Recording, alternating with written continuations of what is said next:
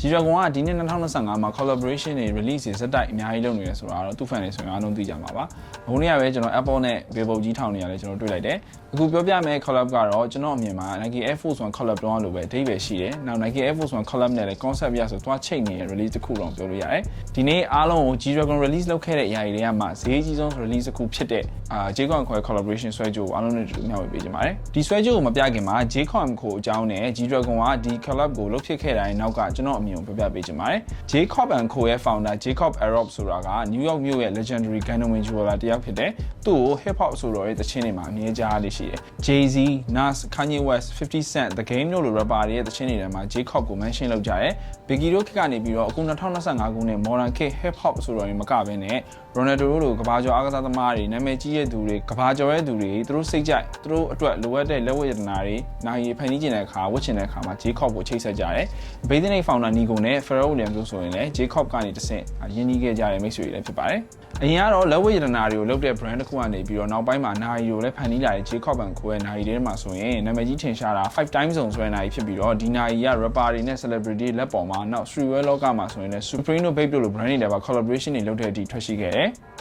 နောက်ပိုင်း Jacob & Co ရဲ့နာရီတွေကတာမန်ရိုးရိုး complication လို့ခေါ်တဲ့အသေးစိတ်နှုတ်စိတ်လက်အမျိုးတွေမဟုတ်တော့ဘဲနဲ့ hook horology လို့ခေါ်တဲ့အသေးစိတ်နှုတ်စိတ်ကိုမှလုံးဝအစွန်းစွန်အထိ push ထားတဲ့နာရီတွေပါဖန်တီးလာတယ်။ဒီထဲမှာဆိုရင်ကမ္ဘာကျော်နာမည်ကြီးတာ Opera Godfather, Opera Scarface တို့လိုမျိုးအတန်မှာထွက်တဲ့လက်ပတ်နာရီမျိုးတွေနောက် Ronaldo နဲ့ collab လုပ်ထားတဲ့ Epic X နာရီမျိုးတွေကမ္ဘာကျော်ကား brand ဖြစ်တဲ့ Bugatti နဲ့ဖန်တီးထားတဲ့နာရီမျိုးတွေအပြင် G-Dragon အတွက်တီးသန့်ဖန်တီးပေးထားတဲ့ဒေါ်လာ1 သန်းတန်တန်ဖိုးရှိတဲ့ Astronomia Solar G-Dragon နာရီလိုမျိုးတန်ဖိုးကြီးရတနာတွေနဲ့နှုတ်စိတ်သေးစိတ်လုံးနဲ့ complication တွေပါပိုင်းနိုင်မျိုးတွေပါထုတ်လာတယ်။ဒါပေမဲ့ဒီ Jacob & Co ဆိုတဲ့ brand Jacob the Jeweler ရဲ့လွှမ်းမိုးမှုနဲ့သူ့ရဲ့နာမည်ကြီးလာတဲ့အကြောင်းရင်းကတော့ hip hop ကလာတယ်။ hip hop music ကိုငယ်ငယ်ကလေးကသဘောကျပြီးယူသွတ်ခဲ့တဲ့ rap တခြင်းတွေကိုလည်းကိုယ်တိုင်ဆိုတဲ့ G-Dragon က Nike နဲ့ Paranoid ဖက်နဲ့တုန်းကလိုပဲသူငယ်ငယ်တုန်းကသဘောကျရတဲ့သူငယ်ငယ်တုန်းကမြင်ခဲ့ရတဲ့အရာကိုသူ global icon တစ်ခုဖြစ်လာတဲ့အခါမှာသူ့ငယ်ဘဝသဘောကျတဲ့အရာကိုပြန်အသက်သွင်းတယ်လို့ကျွန်တော်တို့ခံစားရတယ်။အဲ့တော့ဒီ collab အကြောင်းနဲ့ဆွဲကြိုးကို unboxing လုပ်ပေးပါမယ်။ဒီ collaboration ဖြစ်လာဖို့အတွက် Jacob & Co က G-Dragon နဲ့လုံးဝအနီးကပ်ဖန်တီးထားပြီးတော့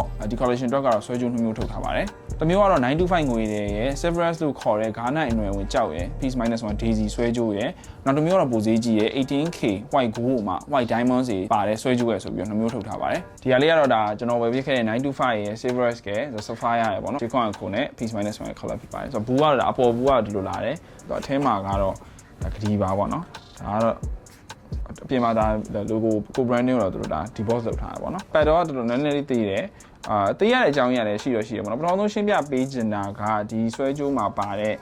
ဒီ chain ပေါ့နော် chain ကသူက paper clip chain နဲ့လုပ်ထားတယ်ဆိုတော့ paper clip chain တွေလောက်ရတဲ့အကြောင်းအရာနဲ့အကြောင်းရင်းရှိပါလို့ဆိုတော့ paper clip ကဒီ Jacob & Co နဲ့ကိုလင်သွားပြီးဖြစ်တဲ့ Off-White ရဲ့ designer Virgil Abloh နဲ့က office collection ဆိုပြီးတော့သူတို့ထုတ်ဖူးတယ်အဲ့ထဲမှာဆိုတော့ paper clip ကိုအခြေခံပြီးထုတ်ထားတဲ့ဒီဆွဲကြိုးတွေ chain တွေလက်ကောက်တွေအများကြီးရှိရပေါ့နော်အဲ့တော့ဒီ paper clip ကပြောရမယ်ဆိုရင် Jacob & Co မှာဆိုရင်ဒါနာမည်ကြီးရဲ့ necklace style တစ်ခုတော့ပြောလို့ရတယ်ပေါ့နော်နောက်တစ်ခါကျဒီ chain ရဲ့ length ပေါ့နော်ဒီ chain ရဲ့ length ကအရှည်ကဒါ20လက်မလောက်ပဲရှိတယ်ဆိုတော့20လက်မလောက်ပဲရှိရတဲ့အတွက် तू ကဒီဆွဲကြိုးတစ်ခုလေးနဲ့မကဘဲနဲ့ဒီဆွဲကြိုးနဲ့တေးရတဲ့အတွက်အမှန်တိုင်းပြောရင်တိတ်မပေါ်တတ်တဲ့အတွက်ဒီဆွဲကြိုးလေးအပြင်နောက်ထပ်တစ်ခုနဲ့ပါဒါပို့ပြီးတွဲပြီးတော့ accessorize လုပ်လို့ရအောင်လုပ်ထားရလို့ကျွန်တော်တို့ယူဆတယ်G-Dragon ကိုယ်တိုင်လည်းဒီဆွဲကြိုးကိုဒါ unbox လုပ်တဲ့ video ထဲမှာလည်းသူလည်းတခြားဆွဲကြိုးနဲ့တွဲပြီးတော့ဒါ accessorize လုပ်ထားတာကိုတွေ့ရတယ်ပေါ့နော်ဆိုတော့ဒီ panel လေးထဲမှာပါတဲ့ Severus ကြောက်က4လုံးနဲ့အဝါရောင်8လုံးပါပါတယ်ဆိုတော့ gemstone တွေက weight အနေနဲ့ပြောရမယ်ဆိုရင် Severus က 0.08 carat နဲ့ 0.11 ပဲပါတဲ့အတွက်ကြောက်တွေဆိုရင်ပြူးပွင့်အောင်ဝစ်ကြရဲကျွန်တော်နိုင်ငံသူတွေတော့တကယ်တော့ဟာတာပဲအဲ့တဲ့ပိုဈေးကြီးရဲ့ဒေါ်လာ11,000တန်နဲ့ဆွဲကြိုးမှာဆိုရင်တော့ Nia colorless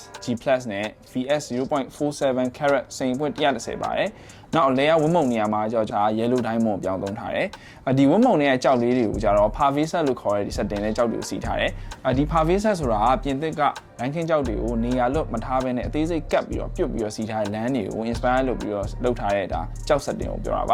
ါအဲ့တော့ဒီမှာကျွန်တော်ပြောပြစရာရှိတာအားလုံး sharing လုပ်ပေးစရာတစ်ခုရှိတာကတော့သူတို့သုံးထားတဲ့ကြောက်တွေပေါ့နော်အထူးသဖြင့်စိန်နေကြောင်းပါဆိုတော့ဒီဆွဲကြိုးနဲ့တူပါလာတဲ့ဒီဆွဲကြိုးအတွက် certificate တွေမှာရေးထားတဲ့အရာဆိုရင်သူတို့ကဒီဆွဲကြိုးတွေအတွက်သုံးတဲ့စိန်တွေက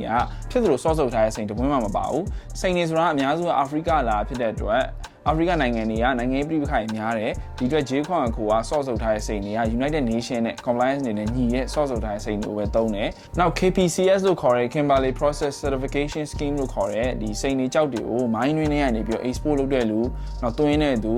ကြောက်တွေကိုဖြတ်တဲ့လူနဲ့ရောင်းတဲ့သူအထိအကုန် trace လုပ်လို့ရတယ် track လုပ်လို့ရတဲ့အထိစစ်ဆေးတဲ့အဖွဲ့အစည်းတွေကနေဒီကြောက်ကိုယူထားရလို့လည်းသိရတယ်ပေါ့နော်ဆိုတော့ဒီချက်တွေကကျွန်တော် J-Coin ကိုနဲ့ G-Dragon collaboration မှာဒါသိရတဲ့အတွက်ပေါ့နော်ဘူးတူတာလည်းဖြစ်တဲ့အတွက်အားလုံးပြန်ပြီးတော့မျှဝေပေးလိုက်ပါတယ်ဆိုတော့ဒီကတော့နိုင်ငံတကာမှာကြောက်တွေကိုဘယ်လိုမျိုး source လုပ်ပြီးတော့ final product မှာဘယ်လို promote လုပ်တယ်ဆိုတော့အားလုံးကိုသိအောင်ကျွန်တော် sharing လုပ်ပေးလိုက်တာဖြစ်ပါတယ်ဒီဆွဲကြိုးမှာ hook လေးမှာကတော့ J-Coin ကို branding ကိုနှစ်ခုထည့်ထားတယ်ဒီဆွဲကြိုးရဲ့ဘူးလေးကကြတော့ဒါlimited edition ဘူးနောက်ဈေးကြီးရဲ့ဟာမှာနောက်ထပ်တစ်ရောင်လေးနဲ့သုံးထားတယ်ဒီဆွဲကြိုးရဲ့ original idea 95ပဲဖြစ်ဖို့များတယ်ဘာလို့လဲဆိုတော့ G-Dragon ပြောထားတာ J-Coin ကဒီ Daisy ကိုပို့ပြီးတောင်းလုပ်ရှင်တယ်ဆိုပြီးတော့ဒီစိန်တွေ yellow diamond တွေဒါထည့်ပြသွားဖြစ်တဲ့အတွက်ပေါ့နော်ဘယ်လိုပဲပြောနှစ်ခုစလုံးက G-Dragon စိတ်ကူးတဲ့မြင်ထားတဲ့ဒါ creative wall ကိုကိုစားပြုတဲ့ Daisy ကိုအခြေခံထားတာဖြစ်တဲ့အတွက်လုံးဝ perfect ဖြစ်တယ်ဆိုတော့ဝယ်ဈေးကတော့63သိန်းကျပါတယ်ဆိုတော့ဈေးကတော့ပြောရရင်ဆွဲကြိုးမှာပါတဲ့ကြောက်တွေပါရင်တွက်ရင်မတန်ဘူးအကွာကိုလုံးရင်ပိုကောင်းတာထည့်လို့ရတယ်ဆိုပေမဲ့ကိုဝယ်ထားတာ G-Dragon Vision J-Coin တဲ့ကျော်လာရဲ့လက်ရာဝယ်တာဖြစ်တဲ့အတွက်ဒါများနေနေတော့ပြောလို့မရပါဘူးဆိုတော့ G-Dragon အနေနဲ့ J-Coin ကိုနဲ့ collaboration လုပ်လိုက်တာကခုနကပြောတာကိုထပ်ပြောရရင်သူငယ်ငယ်တုန်းကသူသဘောကျရတဲ့ rapper တွေတချင်းတွေမှာထည့်ဆိုနေတဲ့သူတို့ဆွဲနေတဲ့ဆွဲကြိုးတွေကိုဖန်တီးပေးထားတဲ့ဒါ Jola နဲ့ collab လုပ်ရတာဖြစ်တဲ့အတွက်တကယ်ကို